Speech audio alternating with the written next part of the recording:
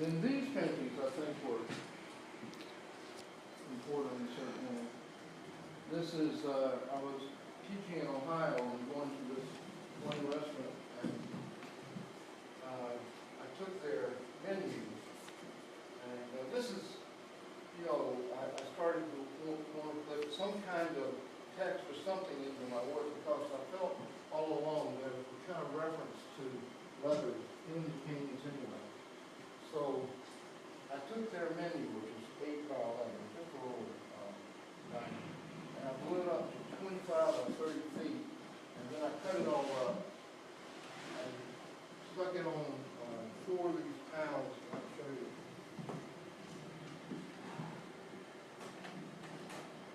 But that's not the right setup. I think it's kind of regrettable. One of the things is that this is on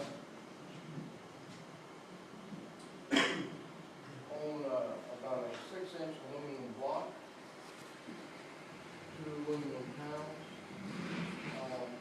and this is car resin. I got it from Napa Auto Parts.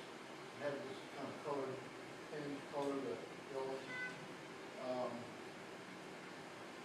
I think that the reason I'm showing it, I like this group of painting, and I feel that one of the things that's very evident is the way that I kind of use that resin as a light source, and the thing themselves, they're like very physical, and you feel the blockiness of it. And so that block form. What year? This is, I showed these at Bill Main's, not that long ago, 10 years ago. You said you blew it up. How did you blow it up? Kinko's, just go there with the Xerox machine, just stand there and pump it up, you know, spend all night, making it bigger and bigger. And they actually in Athens, Ohio, is where I did it, they banned me from Kinko's. I'm not allowed to go. You said you were Huh? using auto body paint or bond? Yeah, Were you using actual- Napa resin, yeah. From Not Napa. Not Bondo, though. No. No. Mm. And they're, I think they're 6 by 8, I think, How far out from the wall? like this. And actually, with these, the aluminum box, I got somebody to teach me with 12 aluminum not to do that. So I did the whole thing. I couldn't do it now, but I wanted to learn to weld a little bit. And aluminum is very difficult to weld, right, Jim? Yeah. Is it? Yeah. But I did it. There, so there. And this is a little later. This is on a polycarbonate box. So I'm showing you these box forms because what is it anymore? No, that doesn't matter. So let's do this. So then I had these, and this is up to 4 years ago. I showed this group of work for these. So now uptown at 85. And these were made on, I had the plexiglass boxes built. It was a man that had a process where you welded, he somehow was able to merge plexiglass and plywood without any seams or bubbles or anything, any color you wanted. And so he made 6 big boxes for me, and then when I went back to get some more, he died. And So there are plywood boxes with plexiglass the on top? plywood is merged with the plexiglass, and it's his invention. When I went around trying to find somebody else that could do it. Simon Wu, who's a famous kind of stretcher maker, he said you can't do that. But anyway, he died, and his family did pick up all that, and that's the way it is. So anyway,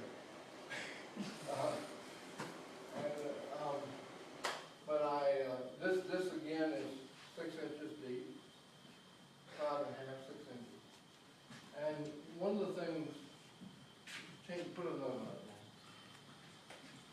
One of the things that when I showed these paintings, Elka, a friend of mine, she pointed out to me that at the exhibition, everybody was over on the edge, like, what are these? Because they're going, the text is going around the side, and they're going, what do you do? Everybody's hanging out on the edges of the painting. And so going, yeah. So somehow or another, they moved you over to here. People really want to know what was going on here. And I won't go into all of the, I really love these paintings, and but somehow or another, that actually bothered me, you know. In other words, all I cared about was this, okay, what was happening with the text here, the way that is being, and I'll use this, the way that the text hopefully is somewhat being neutralized. I got the idea from reading, I read the whole, what's it called, The Neutral by Roland Barthes. And the book was maddening, and I didn't understand hardly any of it, but I kind of thought I had a sense of what it was about. And so, in other words, the thing that really hit me in the use of language as an artist is I really can feel that how that rigidity is so, you feel the power of it, that's all I can say. You know, in other words, and I'm talking aesthetically, formally, visually, whatever you want to call it, the power of language and the way it has of fixing itself. You know, just the slightest hint of a letter. If this was an actual, let's see, what is it, that's beef. This was a bee, and the way that I put this big blob on top of it, but, you know, you have to almost obliterate the whole thing for it not to lose its impact. And so this work to me is kind of about that, a kind of hopefully a standoff. And, you know, my whole kind of fascination with, I don't know, I love diners, and I kind of do a lot of thinking about my work in the past. I was just sitting around them, especially if I'm not in New York. So I know that in North Carolina, I used to go where these farmers went to eat breakfast and lunch. I just love to listen to them talk, you know, about farmers they don't know it, but the real, true, small farmers, so much like a bunch of artists talking, you know, they're all egomaniacs. And so, but in this book, go ahead, go to the next one. And I think all of these words kind of resonate for me in terms of just a kind of basic thing of nurturing food. You know, my mother was she was a white person, but she made soul food. I grew up in Birmingham, and that's one thing I loved her cooking. And it was soul food, you know. We didn't care about how much grease it was, or it just, if it tastes good, you ate it, okay.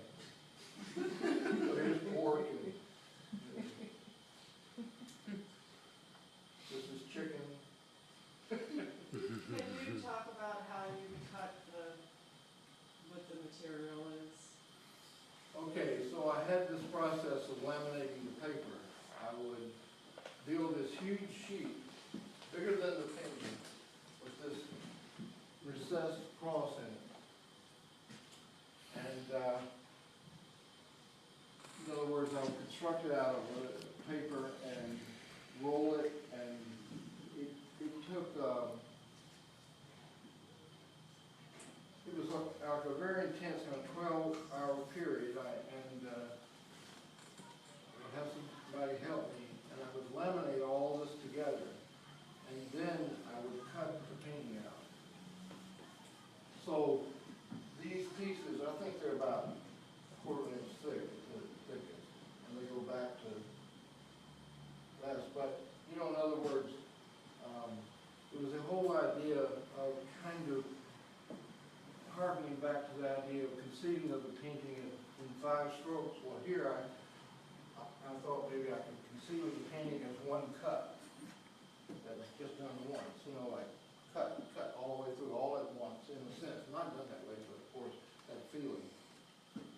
So yeah, I would have this big thing that I would attach and cut it out and attach it to the block. And I used this adhesive that really meshed it with the plexiglass. And it really did. Amazing stuff. Okay, go to this one is grit. Needless to say, the big part of my life. So, but anyway, I took a lot of that laminating into this work, no doubt about it, laminating the material to work with. And second thing is that I thought, well, if people are going to hang out here and try to figure out what's going on in the painting, I'll turn the painting inside out and paint on the inside of the box, which is what I did with these. So the combination of this work and the kind of obsessive pieces from the 1980s led to this show. So, and now maybe we turn the lights on.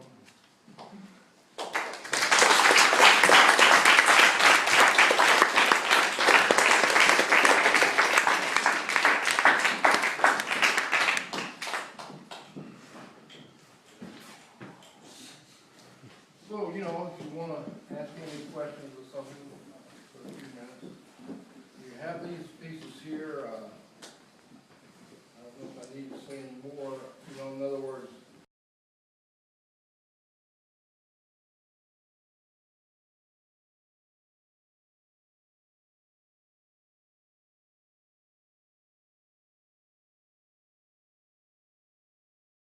those days was industrial music. I don't really know many of the names of the musicians, but that would be what I was listening to in the early 1980s. It was kind of a new thing. And now that I've found out so much more about it, and to me in that time, it felt like the world I lived in. There was just this massive kind of mechanical producing machine, just this very powerful sound that, I don't know how else to put it, like that I was inside of a factory when I was making painting. But you worked during the day doing construction work. With the heavy pieces? Yeah, with those pieces, you were doing that. Plus, the sounds of that day were reflected back. Maybe, but you know, in other words, I didn't work that much at that time. You know, I was teaching them. Or maybe I wasn't teaching. Well, when but the earlier pieces from the 70s, yeah. I you was weren't having to working do then. construction. I mean, you weren't doing teaching at that point. Yeah. No, you're right, but it's a little, I was listening to other things, so one that was obsessive about what I was listening to, but I can't remember. I think I was almost deaf at that point. I was so obsessed with trying to get this thing off my back that I couldn't hear anything. Literally, I don't think I could. When I made the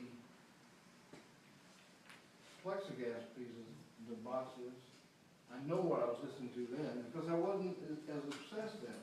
And I could, in fact, I used to think, if I wasn't making this work, I couldn't hear this music. It's a group called Farmer's Manual. I don't know if you know that. But it's very, very kind of process. One thing to the next. They listen to each other. And one of the things I envy about